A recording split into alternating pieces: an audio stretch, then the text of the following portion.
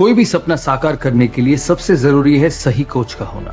चुनिए well dose pharma को और करे अपने डी फार्मा जी पैट और बी फार्मा का सपना साकार। Download the app now. A very good afternoon to all of you. तो उम्मीद है आप सब लोग अच्छे होंगे, स्वस्थ होंगे, बेहतर होंगे। Ajay Sharma, तो आपका research स्वागत है scientist. हमारे इस प्लेटफॉर्म पे जिसका नाम है वेलडोज फार्मा। तो हमारी नेक्स्ट स्लाइड है, सेकंड पार्ट आता है प्रोसेस केमिस्ट्री का। जब हम कोई भी चीज दिमाग में, आप देखो कोई भी चीज अगर आप दिमाग में आइडियाज बनाते हो तो आप दिमाग में आइडियाज बनाने के बाद उसको मेन जो फोकस होता है उसको हम इम्प्लीमेंट कर पा रहे हैं या नहीं कर पा रहे हैं।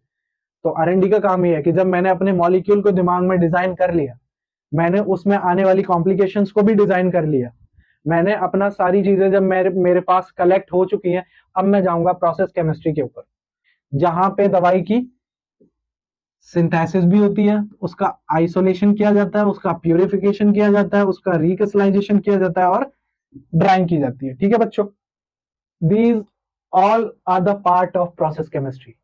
ये प्रोसेस केमिस्ट्री का पार्ट है। प्रोसेस का मतलब आपने जो प्रोसेस बना ली है, आपने जो प्रोसेस क्रिएट कर ली है, अब उसको आपने रियल में लैब में परफॉर्म करके देखना है।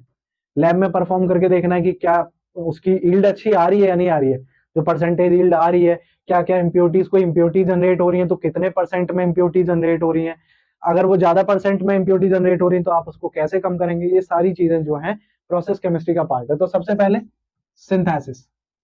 ठीक है, सिंथेसिस। सिंथेसिस में क्या होता है सबसे पहले बच्चों, केएसएम, केएसएम से इंटरमीडिएट, मैं आपको एक यहां से एपीआई। तो सबसे पहले केएसएम, की स्टार्टिंग मटेरियल। ठीक है, की स्टार्टिंग मटेरियल का मतलब है जो आप थ्योरी में पढ़ते हैं, रिएक्टेंट ए और बी को मिला करके सी बनेगा। तो इसको हम रिसर्च एंड डेवलपमेंट की भाषा में या फार्मास्यूटिकल इंडस्ट्री में हम इसको कहते हैं केएसएम, की स्टार्टिंग मटेरियल। की स्टार्टिंग मटेरियल कौन सा आपका है। ठीक है, अब वो आपने कहां से डिजाइन किया था, आपने अपने रूट ऑफ सिंथेसिस से डिजाइन किया था। ठीक है, वो आपने कहां से डिजाइन किया था, अपने रूट ऑफ सिंथेसिस से, जो आपने पेटेंट और रिव्यू आर्टिकल वगैरह पढ़ के बनाया था वहां से। तो मेरा केएसएम बनने के बाद जब मैं केएसएम की रिएक्शन कराता हूं आपस में, तो बनता है इंटरमीडिएट। ठीक है, जैसे विल्डाग्लिप्टिन की बात कर लें, उसको शॉर्ट में हम वीडीएल कह लेते हैं, उससे बनेगा VDL1। ठीक है, दिस इज इंटरमीडिएट। अब इस इंटरमीडिएट को फिर से फर्दर रिएक्शंस कराई जाएंगी, फर्दर सॉल्वेंट सिस्टम से ट्रीट कराया जाएगा, कैटलिस्ट से ट्रीट कराया जाएगा, जो भी हमारा रूट ऑफ सिंथेसिस है वहां से हमारा बनेगा बच्चों in situ product, that is crude product, that is crude product, not pure.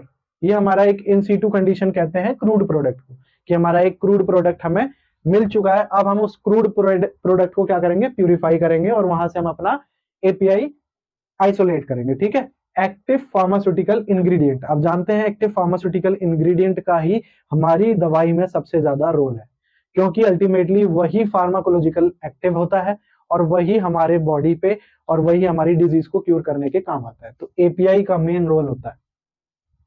यहां से जब मेरा एपीआई बन जाता है, सिंथेसाइज हो जाता है, लैब में पूरा सिंथेसाइज हो गया, मैं 5 ग्राम का बैच लेके चल रहा था, मैंने 5 ग्राम केएसएम डाला और उसके बाद मुझे मान लीजिए 4.9 ग्राम मुझे मेरा एपीआई मिल गया। इसका मतलब मेरे जो मेथड, जो मैंने आरओएस डिजाइन किया, रूट ऑफ सिंथेसिस जो मैंने डिजाइन किया है, वो बहुत सही है और उसमें परसेंटेज यील्ड मेरी अच्छी आ रही है। मैं 5 ग्राम अगर केएसएम लगा रहा हूं तो मेरे पास 4.9 ग्राम प्रोडक्ट निकल के आ रहा है, दैट इज फाइन, 99% मेरे को यील्ड मिल रही है। उसके बाद मैं क्या करता हूं, आइसोलेशन करता हूं।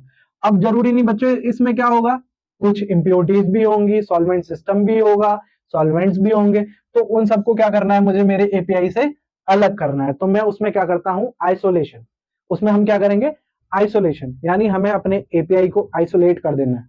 जो भी रॉ मटेरियल्स यूज हुए या जो भी केमिकल सिस्टम उसमें यूज हुआ है, उसमें से मुझे अपना एपीआई अलग कर लेना है। तो उसको अलग करने के लिए अलग अलग प्रोसीजर्स यूज करते हैं हम लोग। ठीक है, उसके बाद आता है प्यूरिफिकेशन।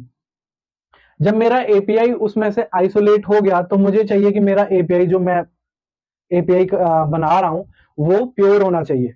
प्योर यानी 99%, 100%, 98% प्योर होना चाहिए। ठीक है, तो बच्चों उसका प्यूरिफिकेशन टेक्निक्स के लिए क्या करते हैं, मान लीजिए मेरे इसमें इंप्योरिटी जनरेट हो रही है, इंप्योरिटी जनरेट हो रही है मेरे एपीआई में, तो मुझे उस इंप्योरिटीज को निकालना है और अपने एपीआई को प्योर करना है। तो मैं क्या करूंगा, ऐसे सॉल्वेंट सिस्टम का यूज करूंगा जिसमें इंप्योरिटी सॉल्युबलाइज हो जाए।